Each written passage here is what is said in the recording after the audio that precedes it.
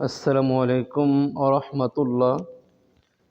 যে যেখান থেকে আমাকে দেখছেন, আমার কথা শুনছেন, সকলকে জানাই আন্তরিক মোবারকবাদ। আপনারা সকলে একটা বিষয় অবগত রয়েছেন যে আমাদের বাংলাদেশের স্বাধীনতাকে নিয়ে, আমাদের বাংলাদেশের মুসলমানদেরকে নিয়ে, মোট কথা বাংলাদেশকে নিয়ে, স্বাধীন বাংলাদেশকে নিয়ে মিথ্যা অপপ্রচার চলতেছে। এই বিষয়টি নিয়ে বর্তমান মিডিয়া জগৎ অনেক গরম। আর যে মিডিয়াগুলি আমাদের বাংলাদেশের বিষয় নিয়ে মিথ্যা অপপ্রচার করতেছে সেটা হলো ভারতের মিডিয়া।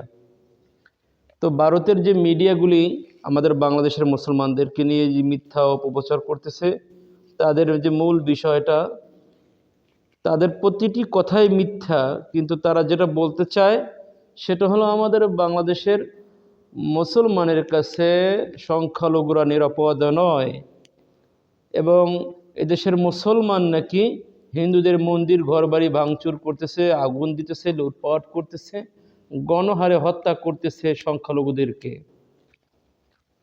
আমরা মুসলমান, এদেশের মুসলমানের কাছে, বাংলাদেশের মুসলমান নয়, বিশ্বের সকল মুসলমানের কাছে সংখ্যালঘুরা নিরাপদ। তারা মুসলমানের মাধ্যমে তারা কখনো ক্ষতিগ্রস্ত হয়নি এবং হবেও না, কারণ কোনো কাফেরদেরকে মুসলমান আগে আঘাত করে না। যদি মুসলমানদেরকে আঘাত করা হয়, অবশ্যই মুসলমান এটার প্রতিবাদ করবে, আর সেই প্রতিবাদ করতে গিয়ে আঘাত করার প্রয়োজন হলে অবশ্যই করতে হবে ইনশাআল্লাহ। এখন ভারতের মিডিয়া বাংলাদেশের মুসলমানদেরকে সন্ত্রাস, জঙ্গি বলতেছে, এবং সংখ্যালঘুরা বাংলাদেশের মুসলমানদের কাছে নিরাপদ নয়, এই ধরনের উল্টা ভুলভাল মন্তব্য করতেছে, মিথ্যা অপপ্রচার করতেছে।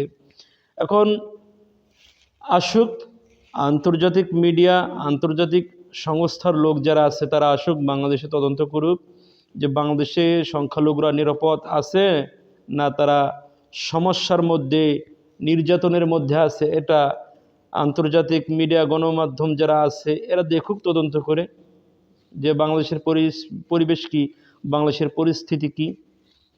বাংলাদেশের সংখ্যালঘুরা ভালো আছে, নিরাপদে আছে। যে দেশের আলেমরা হিন্দুদের মন্দির পাহারা দিতে পারে, যে দেশের আলেমরা খ্রিস্টানদের গির্জা পাহারা দিতে পারে, যে দেশের আলেম মুসলমানরা বৌদ্ধদের পেগুড়া পাহারা দিতে পারে, অর্থাৎ সংখ্যালঘুদের প্রতি মুসলমানদের যে দায়িত্ব, যে আন্তরিকতা, সেটা অবশ্যই মুসলমান করে দেখাইছে। তাহলে সে দেশের মুসলমানের কাছে সংখ্যালঘুরা নিরাপদ থাকবে না কোথায় থাকবে?